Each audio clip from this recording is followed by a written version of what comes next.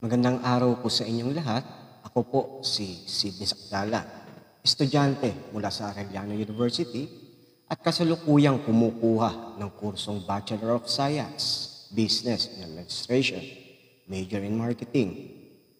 Bilang isang kabataang nagpapakadalubhasa sa larangan ng negosyo ay bahagi ng aking advocacy ang masusing pag-unawa at pagtugon sa mga isyong pang-ekonomiya at panlipunan.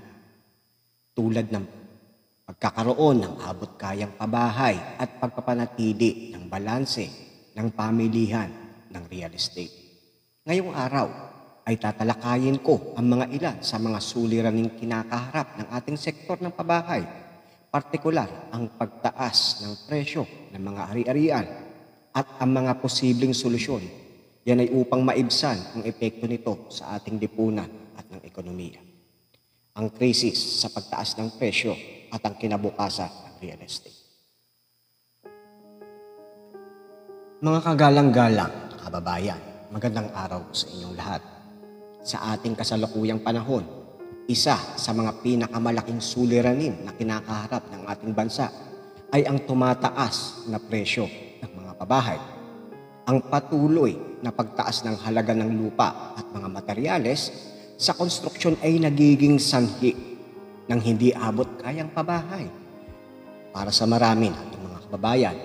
At bilang isang negosyanteng sa larangan ng real estate ay malinaw kung nakikita ang epekto ng problemang ito sa mga mamimili, kundi pati sa mga industriya mismo. Ang overpricing sa pabahay ay nagiging hadlang para sa mga ordinaryong Pilipino na magkaroon ng disenteng tirahan.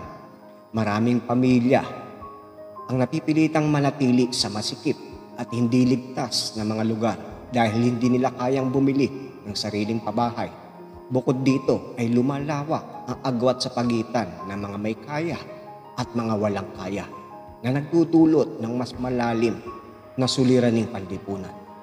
At bilang isang tao na bahagi ng industriyang ito, may pananagutan din tayo na maghanap ng mga solusyon. Kailangan nating itaguyod ang transparency sa pagbebenta ng mga ari-arian. Itigil ang mga sobrang pagtaas ng mga presyo ng walang basehan at mag-alok ng mga opsyon na abot kaya, lalo na para sa mga pamilyang nasa gitna at mababang antas ang kita.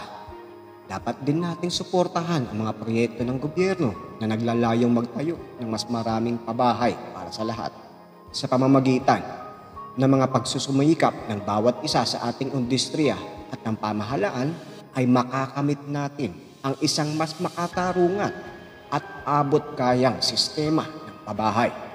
Hindi ito madali.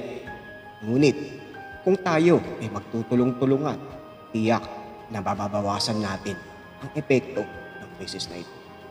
At sa pagtatapos ng aking talumpati, nais kong bigyang diin ang mga sektor ng real estate ay may malaking papel sa pag-unlad ng ating ekonomiya at lipunan. Subalit, mahalaga rin na tiyakin natin na ang mga bawat Pilipino ay may patas na pagkakataon na magkaroon ng abot-kayang tahanan. Ang pagtaas ng presyo ng mga ari-arian ay isang hamon. Ngunit sa tulong ng maayos na regulasyon, makataong pulisya at kooperasyon sa pagitan ng pamahalaan at ng mga pribadong sektor, ay maaari tayong makahanap ng mga solusyon upang matugunan ito bilang mga kabataan at tagapagmana ng kinabukasan. Nasa sa ating mga kamay ang paghubog ng isang mas patas at mas maunlad na lipunan. Maraming salamat po at naway maging gabay tayo tungo sa magandang